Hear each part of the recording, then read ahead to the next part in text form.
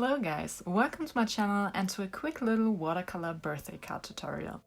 These are very simple ideas that you can follow along even as a complete watercolor beginner, and you do not need a Cricut machine to make these. But if you like, you can use one. These ideas only require one watercolor technique, and there are different options that you can mix and match as you like by only changing up a little something here and there. If you find this video helpful, please give it a thumbs up and consider subscribing if you're new around here. And now let's get started.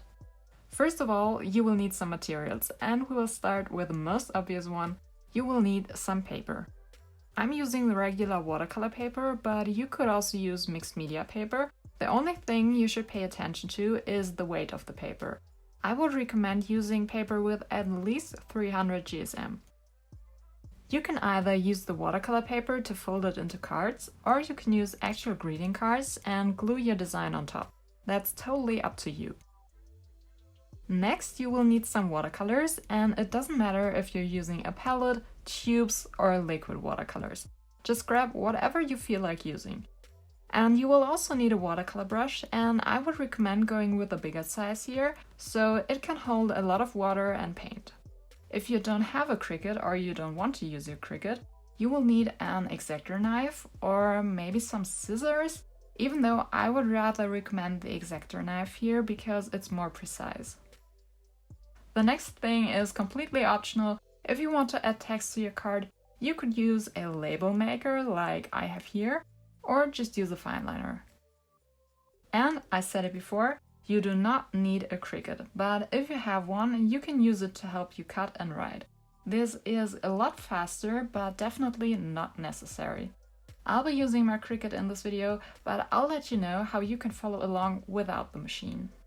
Let's start with the first card, or rather cards, because it's actually a two-in-one idea. For all of the cards in this video, we'll be using the wet and wet technique. Start by wetting an area on your paper with your brush and clean water.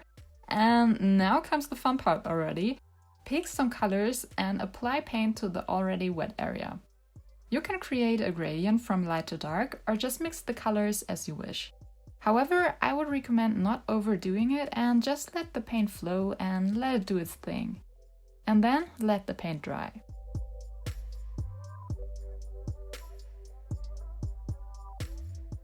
Next, we want to cut out a shape, a flower shape in this case, or whatever shape you like. For example, a heart, a gift, a cake, and so on. Let's talk about the non-Cricut version first. What you want to do is draw your desired shape on the colored area and then cut it out.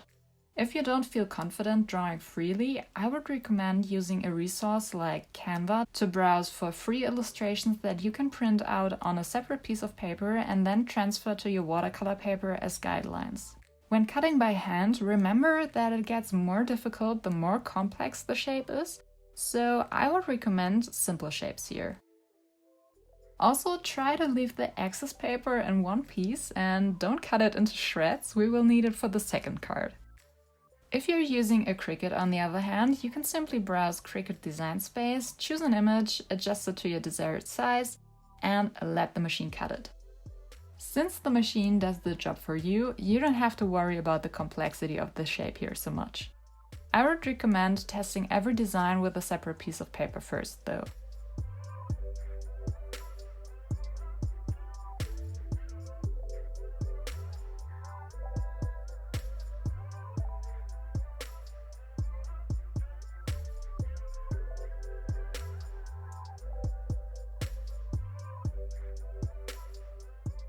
When the machine is done cutting, you'll have the positive and the negative cut. We will use the positive, the flower first.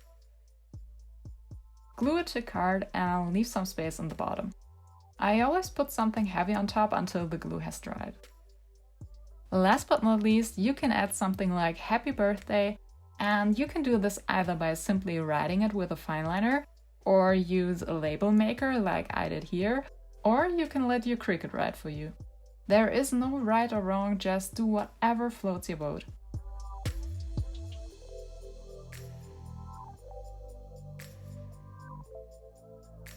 We are now left with a negative, which you don't need to throw away. Instead, you just trim it down to the size of your card and glue it on top to create another super simple birthday card. I added no text here, but you can of course if you like. And yeah, that's it. Card number 2 is done. Let's talk about the last idea, which is very much related to the first two, but a different version. This time, sketch out the size of your card first before going on with paint. You will need to, again, wet your paper first and then add any colors of your choice. I'm leaving a white margin here, but you could also cover the whole area with paint. I would also recommend to test different color combinations and then choose the one you like best to work from there. When the paint has dried, cut the paper to the size of your card according to your guidelines. This time we will use the watercolor painting as background and add a happy birthday cut in a nice font on top. There are again different ways how to approach this. I used the easiest method. I chose the design in Cricut Design Space and let the machine cut it.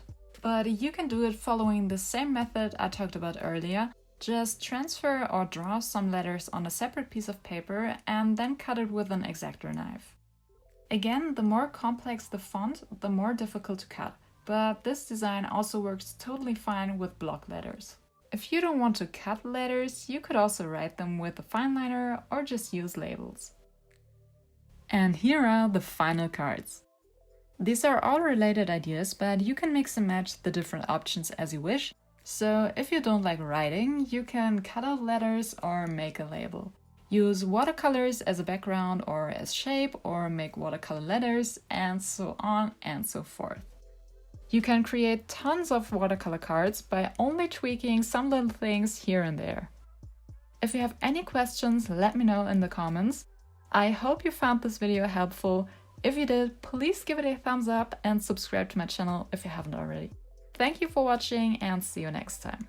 Bye.